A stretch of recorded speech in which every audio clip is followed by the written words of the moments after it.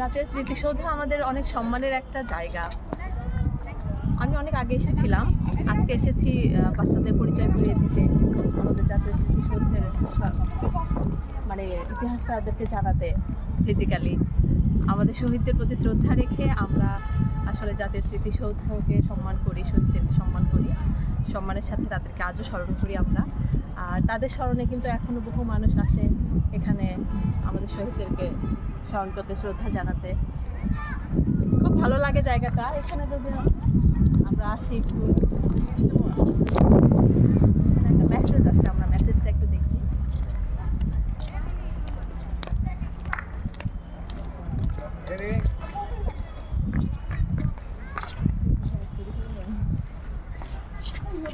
এক সাগর রক্তের বিনিময়ে বাংলার স্বাধীনতা আনলো যারা, আমরা তোমাদের ভুলবো না।